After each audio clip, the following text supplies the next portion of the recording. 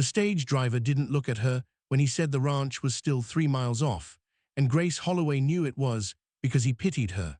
The dust coating her borrowed dress had turned from brown to gray over 2 days of travel, and her hands hadn't stopped shaking since her uncle signed the papers that made her a transaction instead of a person.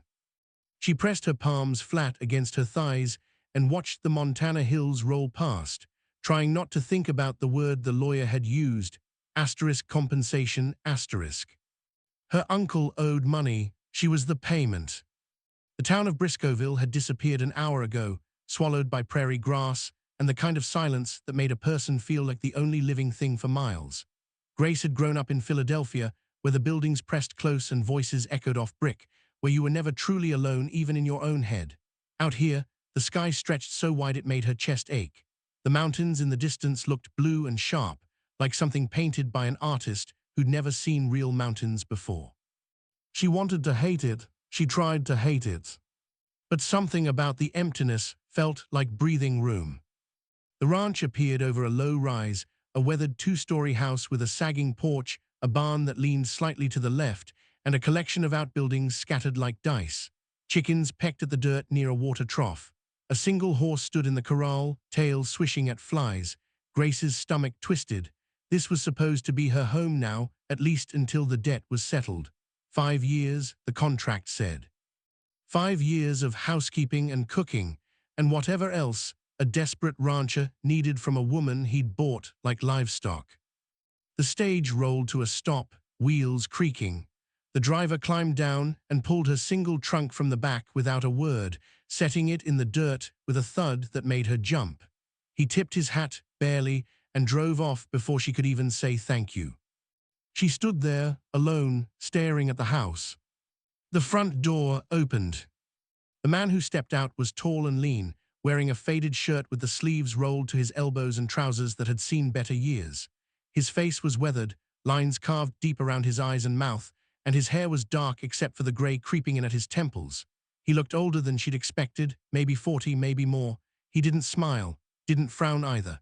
Just looked at her the way someone might look at a wagon wheel they'd ordered and weren't sure would fit. "Your Grace," he said, "not a question." Yes, her voice came out smaller than she meant it to. "I'm Caleb Rourke." He descended the porch steps slowly, favoring his left leg. "You're younger than I thought." She lifted her chin. "I'm 22. "That's young." He stopped a few feet away, close enough that she could see the scar cutting through his right eyebrow. "You know how to cook?" "Yes. Clean. Yes. Work a garden. I can learn." He nodded, something unreadable passing over his face. For a long moment, he just stood there, and Grace had the uncomfortable feeling that he was trying to figure out if he'd made a terrible mistake. She wanted to tell him that she hadn't asked for this, that her uncle had sold her to cover his gambling debts without even asking if she wanted to come out here to the middle of nowhere and play house for a stranger. But the words stuck in her throat. "There's someone you need to meet," Caleb said finally. He turned and walked back toward the house, not checking to see if she followed. Grace picked up her skirt and hurried after him, leaving her trunk in the dirt. The porch steps creaked under her weight. Inside, the house smelled like wood smoke and something faintly burnt, bread maybe. The front room was sparse but clean, with a stone fireplace and a few pieces of worn furniture. A pair of boots sat by the door, too small to be Caleb's. A girl stood near the window. She couldn't have been more than 6 or 7, with dark hair pulled into 2 braids and a face that was all eyes, huge, dark, and full of something that looked like fear. She wore a simple dress that was too short in the sleeves, and her feet were bare. When Grace stepped inside, the girl took a step back.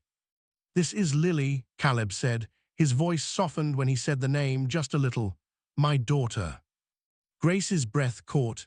The advertisement her uncle had shown her hadn't mentioned a child. It had mentioned a ranch, a need for household help, a generous arrangement. Nothing about a little girl who looked at strangers like they might bite. "Hello, Lily," Grace said gently.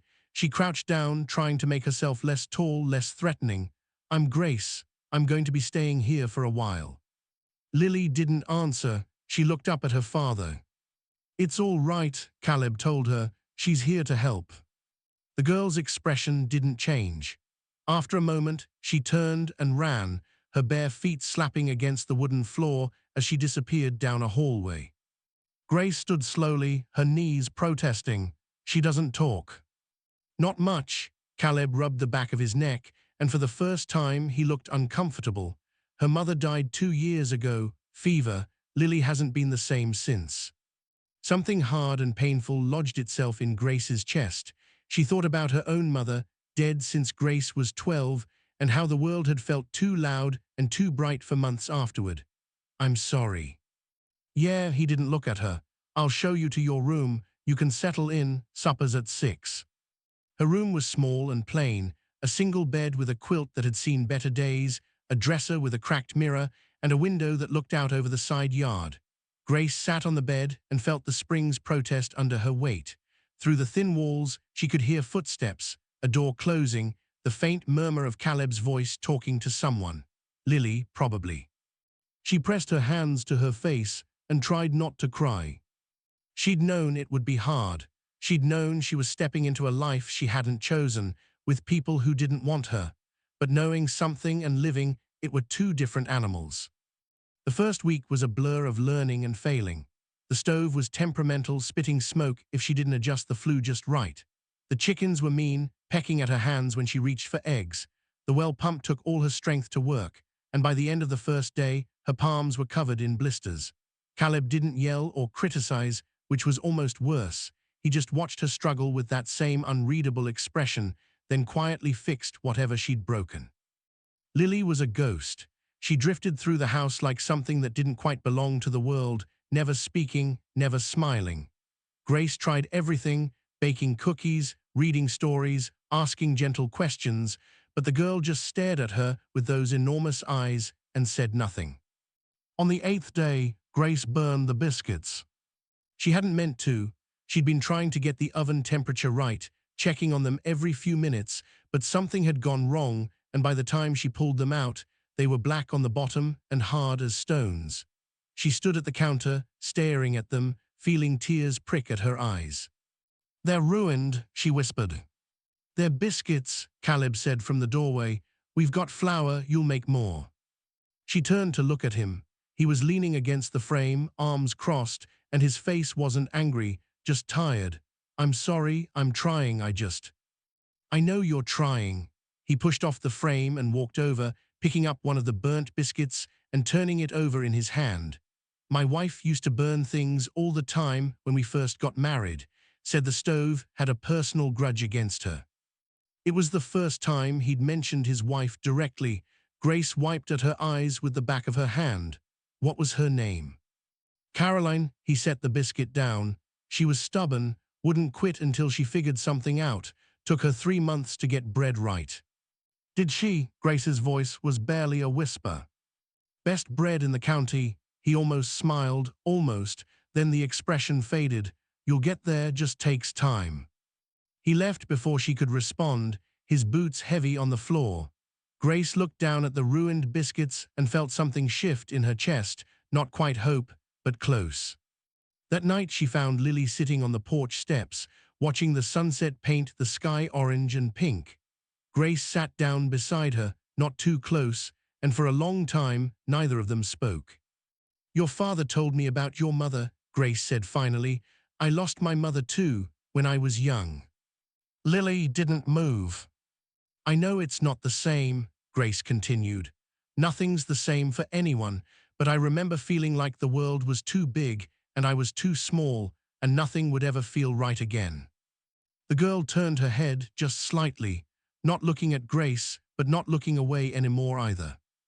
"I'm not here to replace her," Grace said quietly. "I couldn't even if I tried. I'm just here.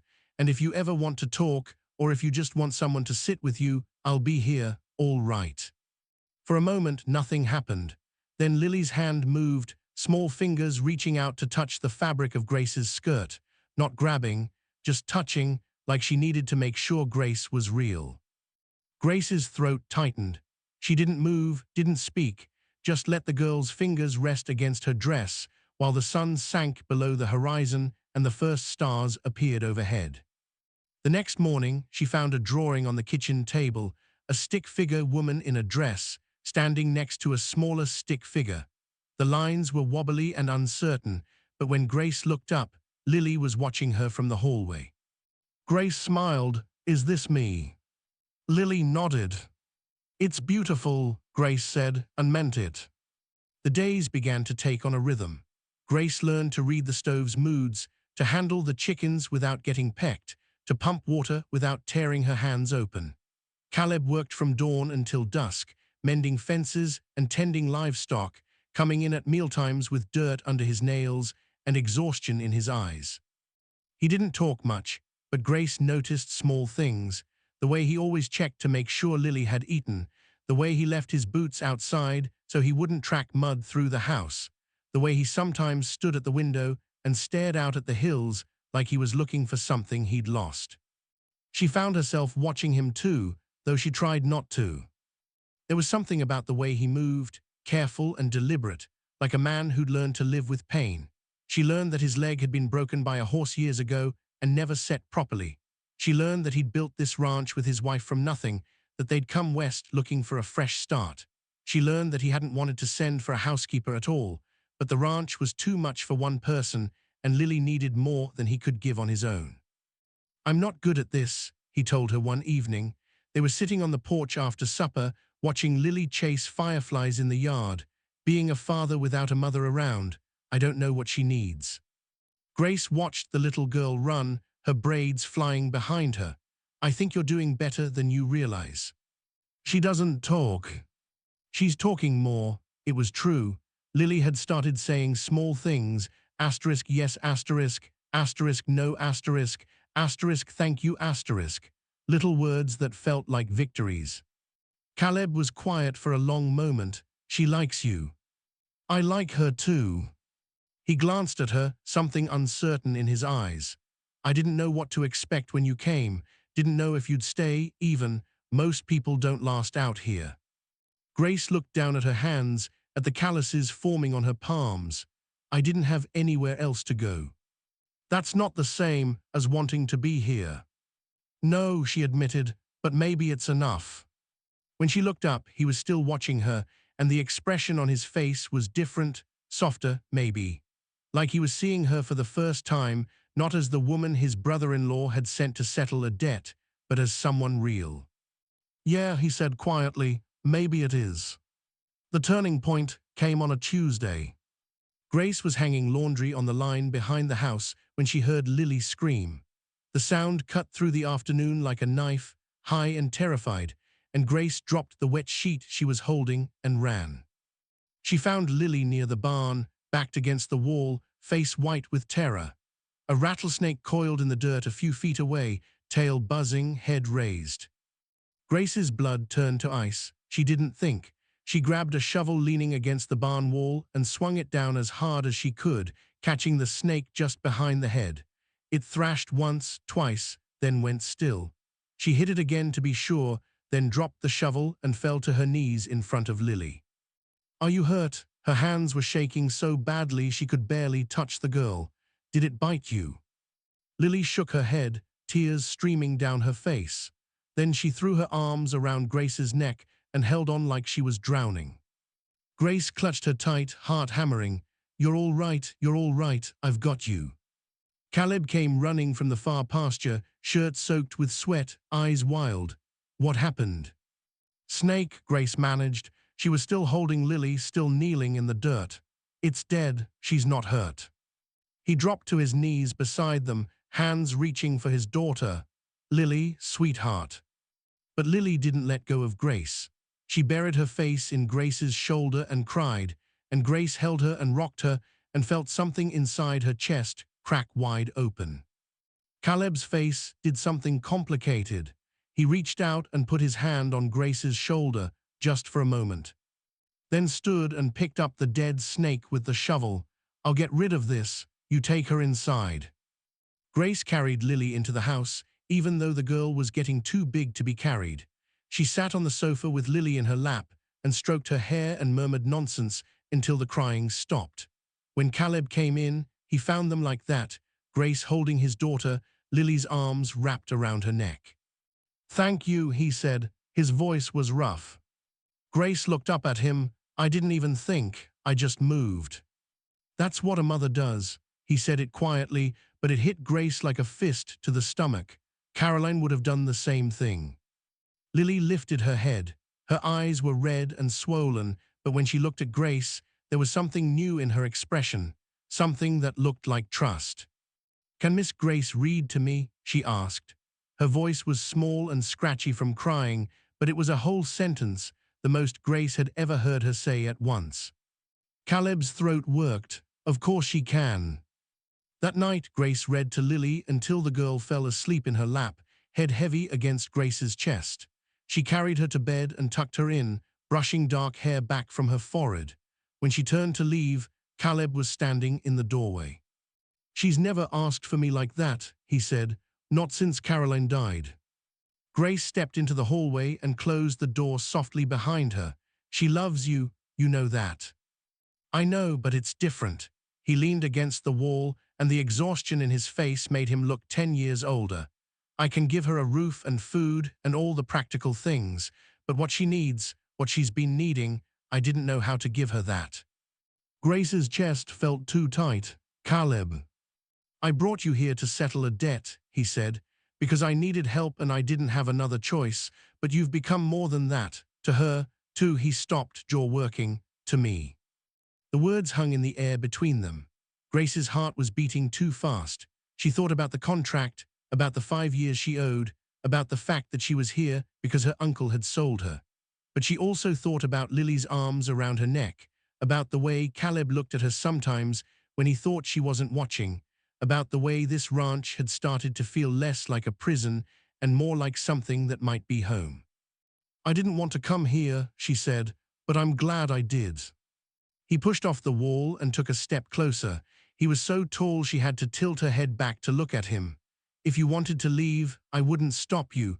The debt, I'll find another way. You don't have to stay." "What if I want to?" The words came out before she could think about them. "What if I want to stay not because of a contract, but because," she swallowed hard, "because I choose to." Something in his face broke open. He reached up and cupped her cheek with one calloused hand, thumb brushing away a tear she hadn't realized had fallen. "Then stay." She leaned into his touch, closing her eyes. "All right." When he kissed her, it was gentle and careful, like he was afraid she might break. Grace rose up on her toes and kissed him back, pouring everything she couldn't say into it, all the fear and hope and strange, fragile love that had been building in her chest since the day she'd arrived. When they pulled apart, he rested his forehead against hers. "I don't know how to do this," he admitted. "I'm out of practice." "Me too." "We'll figure it out." "Yeah," she whispered, "we'll figure it out." Summer turned to fall, and the hills around the ranch blazed gold and orange. Grace taught Lily how to bake bread, laughing when they both ended up covered in flour. Caleb fixed the porch steps and built new shelves for the kitchen, working in the evenings while Grace read aloud and Lily drew pictures at the table. The three of them fell into a rhythm that felt less like coexistence and more like family. The contract sat in a drawer, forgotten. One evening in late October, Grace stood on the porch watching the sunset. Caleb came up behind her and wrapped his arms around her waist, chin resting on her shoulder. Lily was inside, humming to herself while she played with a set of carved wooden horses Caleb had made for her. "I was thinking," Caleb said, "about that contract." Grace's stomach tightened. "What about it?" "I want to burn it." She turned in his arms to look at him. "What?" "You're not here because of a debt. You're here because you choose to be, and I don't want that hanging over us anymore." He pulled a folded piece of paper from his pocket, the contract worn at the edges. "If you want to stay, stay because you want to, not because you owe someone." Grace took the paper with shaking hands. It felt heavier than it should, like it was made of stone instead of ink and parchment. She thought about her uncle, about the lawyer, about being handed over like property. Then she thought about Lily's laugh, about Caleb's kiss, about the home she'd built here in the middle of nowhere. She walked to the edge of the porch and struck a match. The contract caught fire, edges curling and blackening. She held it until the flames got too close to her fingers, then dropped it into the dirt and watched it burn. Caleb stood beside her, hand warm in hers, and together they watched the ashes scatter in the wind. "I'm staying," Grace said, "not because of that, because I love you, both of you." Caleb pulled her close and kissed her temple. "Then stay as long as you want." "Forever." Forever sounds about right. Inside, Lily called for them, her voice bright and clear. Grace smiled and took Caleb's hand, and together they walked back into the warm light of home. The stars came out one by one overhead, scattered across the Montana sky like promises. The ranch sat quiet in the darkness, smoke rising from the chimney, windows glowing gold. And inside, a family that had been broken and bought and bargained for found their way back to something whole.